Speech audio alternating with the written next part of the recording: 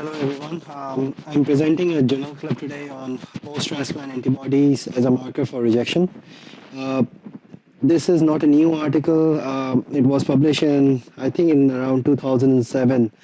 But I'm really excited to present this article. It is not the article on post-transplant antibodies, but being a young fellow, I think I clearly wanted to share this article because as a young fellow, it opened new horizons for efficacy and benefits of checking post-transplant antibodies, and help answer a few questions for me that I had before reviewing this article. So here it goes. So background, this paper was done to correlate any associations between C4D positive rejections and decreased graft survivals with surveillance of post-transplant antibodies checks. We know that the diagnostic value for various antibodies post-transplant presenting as graft failure is still unclear. To this day, we don't exactly know if some or all parts or all patients should be checked, how often they should be undergoing the surveillance, what antibodies to check, and how to interpret the results. So the objective of this study was to determine if the testing for post-transplant HLA antibodies is important as a diagnostic alternative in patients with renal allograft dysfunction. So a total of 103 patients were enrolled in this study. This study was done between August 2005 to April 2006. Patients were transplanted between 1990 to 2005. Patient had functional renal graft but had elevated serum creatinine over baseline and or proteinuria or other signs of graft dysfunction. Majority of these patients were induced with ATGs or interleukin-2 receptor antibodies and maintained on corticosteroids and CNIs or calcineurin inhibitors. HLA antibody results were available to the physicians for their perusal. Biopsies were processed routinely through a routine histology and graded according to the BNF 97 scoring. C4D detection was done through the immunoperoxidase in frozen sections with monoclonal antibodies and turned positive when present in peritubular capillaries, and they should be having more than 50% of staining. DGF or delayed graft function was defined as patients requiring dialysis in first week of transplant. ATN, chronic allograft nephropathy or CAN, BK virus nephropathy or recurrent disease were all histopathological diagnoses. HLA antibody testing was done through flow cytometry assays. So coming to the patient characteristics, this table showed that the post-transplant antibodies were more frequent in female, African American population or black population and pre-sensitized patients, although the differences were not statistically significant as you can see in yellow highlighted marks. Importantly, results were similar for life and disease donors and for primary transplants and retransplants as highlighted in the box. Different histopathological diagnoses are described here in this table. I'm sorry this table is looking a little busy with all the colors, but if you look at the bottom right hand mark, out of 103 patients, over here, out of 103 patients, antibodies were presented in 22 patients with a total prevalence of around 21%. It is noted here that antibodies were present mostly in cases of acute rejections and CANs.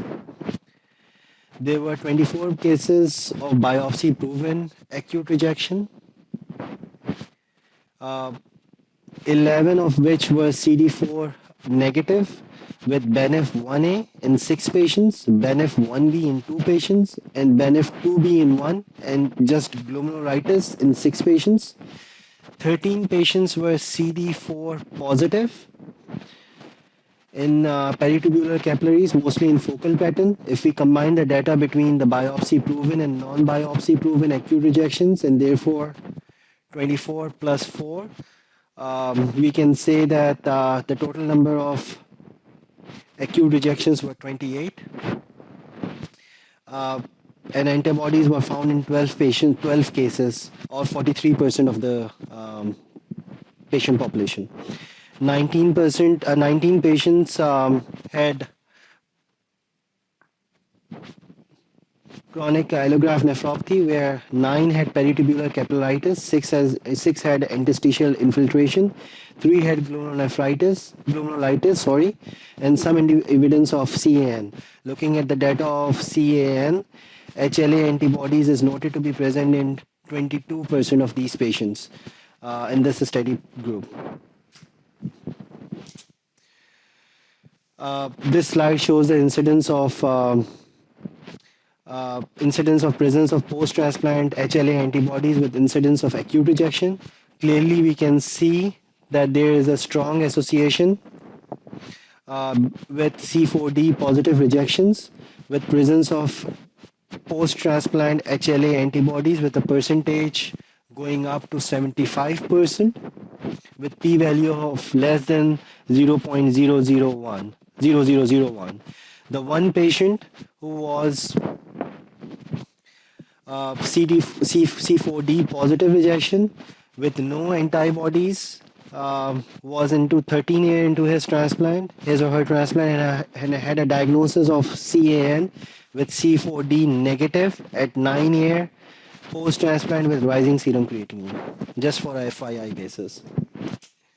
So combining both the tables together, table 2 and table 3 that we have just discussed, we can easily summarize that the post-transplant antibodies were tested when the post-transplant antibodies were tested routinely in patients with graft dysfunction.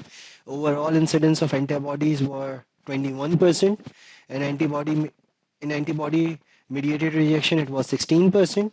Likelihood of C4D positive is 75% with HLA antibodies are positive, and the presence of post-transplant antibodies correlate with acute rejections and chronic allograft nephropathy.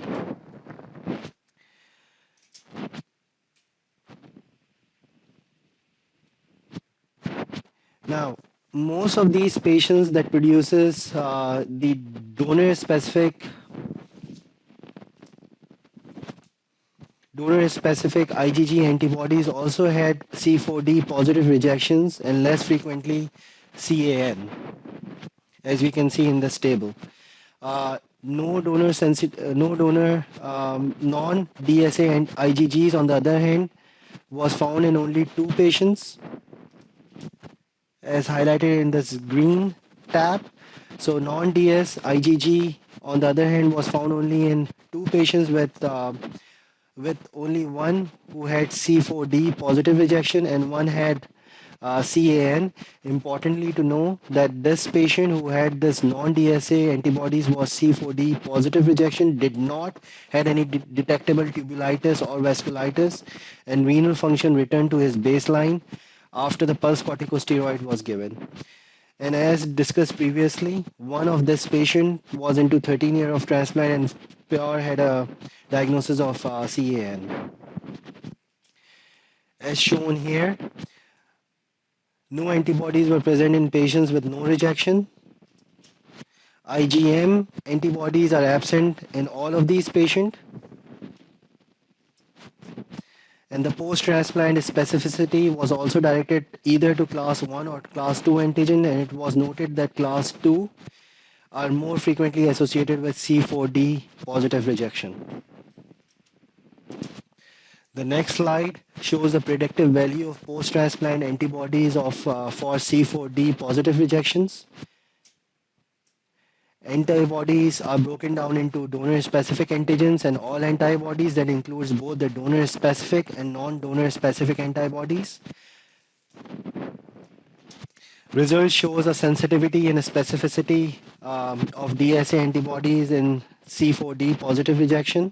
So the biopsy, which are biopsy proven, and all patients, assuming that these patients with no biopsy and therefore were C4D negative, result shows a sensitivity and specificity of 85 and 95%.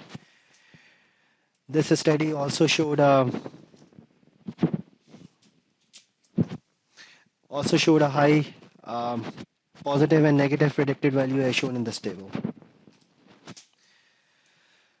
The study also talked about distinction of pre and post-transplant antibodies. The term used for this is presensitization. And to talk about this, we have to go to our table 1 again, which showed the characteristics of patients evaluated. And if you look at the very bottom of this table, where there is now this highlighted tab showing presensitization of the 16 patients that were noted to be with pre-transplant antibodies positive. 10 were interpreted as negative for post-transplant antibodies. So how we got this number of 10? 16 minus 6 is equal to 10. Uh, and what the authors were suggesting was that one patient was tested negative by cross-match with donor cells. 6 were lower or had negative post-transplant antibodies by flow PRAs. And 3 had identical pre and post transplant flow PRAs pattern. So in total, we had 6 patients who remained to have positive HLA antibodies post transplant by flow PRAs.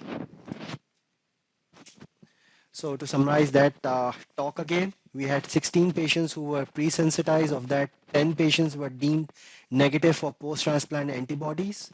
I have already explain you the cutoff of what these 10 patients had. So we had a remaining of 6 patients.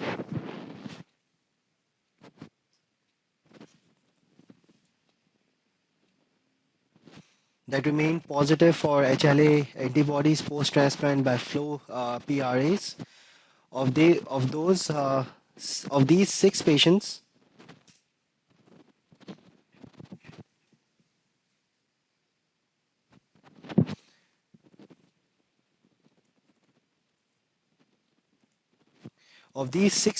one patient had a stable renal function, so no biopsy was done, and and there was no DSA antibodies detected in this patient. One patient has IgM antibodies that were positive.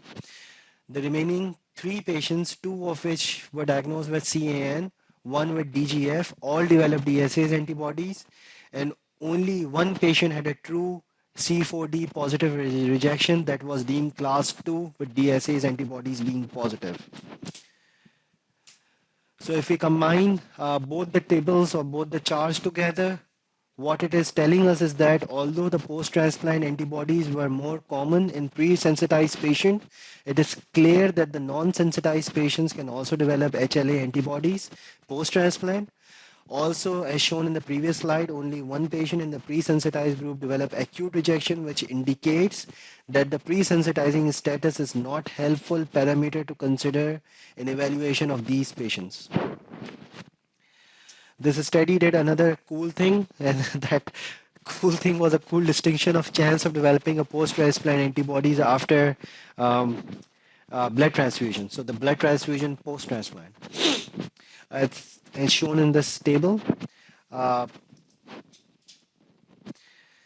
You can have the antibodies in the patients that were transplanted here were 24%. The DSAs, the specific DSAs were 14%. And the patients who were not transfused, they still produce antibodies 21%, and the donor specific antibodies were around 16%.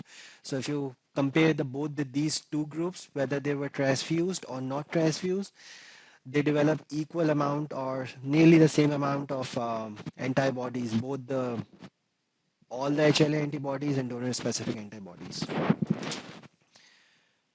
What about the post-transplant HLA antibodies production after transplant, the time period? And as we can see here, that most of these antibodies are formed late, meaningly they were not formed. It took them a couple of months to form the antibodies. The study also talked about the angiotensin 1 receptor antibodies. We know that these antibodies were positive in some of the resistant vascular rejections. It's a non-DSA antibodies. It was positive in 9 of total of 103 patients in this study. 4 patients had these antibodies present before transplant. Of remaining 5 patients, 4 had no rejections. No acute rejections, 2 had CAN, 1 had BKV nephropathy, and 1 patient had a corticosteroid sensitive rejection which was C4D negative. Only one of these patients had C4D positive rejection, but this patient also developed strong class 2 DSA antibodies post-transplant. And this is the patient that we discussed previously, was 13 years, down his transplant, had a C4D positive rejection with DSA's antibodies 9 years into his transplant. So, and of these patients, none of the 9 patients that were positive with AT1RA antibodies had malignant hypertension. Um, 5 of 9 of AT1RA antibodies positive patient received living related donor transplants, and 5 of 9 were on ACE inhibitors or AT1R blockers. This study also talked about HLA, DP, and MICA. These antibodies were tested on 32 patients with acute rejections and CANs who were negative for DSAs. HLA-DP in specific was positive in 5 patients. 2 of them were corticosteroid sensitive, and 3 had CAN. All of them were C4D negative. MICA was present in 1 patient. This patient was C4D negative and had CAN on diagnosis. So only 1 patient in this series who had a C4D positive rejection also had a positive DSAs or donor specific antibodies. However, no patient in this series was noted to have C4D positive rejection with no DSAs and positive to AT1R, HLA, DP, and MICA. So if we talk about the result, in this series of 103 patients presenting with graft dysfunction, post-transplant antibodies were present in 22% of patient population. Biopsies were done in 74 patients. 32% had acute rejection, of which 16% was C4D positive. The chances of C4D positive rejection increases to 75% if there are DSAs, and probably goes down to around less than 5% or 2% in specific if the DSAs are negative. There is a high sensitivity and specificity for post-transplant DSAs with acute rejection, 85% and 96% respectively. The DSAs have got better prognostic value than non-DSAs for C4D positive rejection. This study also showed that the post-transplant blood transfusions are not capable of eliciting antibody response, neither DSAs or non-DSAs. We know that DGF may mask rejection or delayed graft function may mask rejection, and testing for post-transplant antibodies can be of value. This study showed that the positive result is however low, and in this study was noted to be around 10%. AT1R antibodies have been implicated in previous refractory vascular rejections in patients with malignant hypertension and can be seen in pre and post-transplant sera. In this study, AT1R antibodies were not involved in antibody-mediated rejections. Antibodies to MICA and HLA-DP, which have been implicated in chronic rejections and graft loss. This study does not support routine basis to rule out antibody rejection. So to conclude, this study was done to evaluate the clinical usefulness for routine testing for post-transplant antibodies. Results provide evidence that de novo post-transplant antibodies are useful to narrow down the diagnostic possibilities early on and identifies factors that are helpful for proper interpretation of the results. This study also stresses that testing for post-transplant antibodies is becoming an essential tool in routine evaluation of graft dysfunction. And with this, I thank you all for listening to this journal club. Thank you.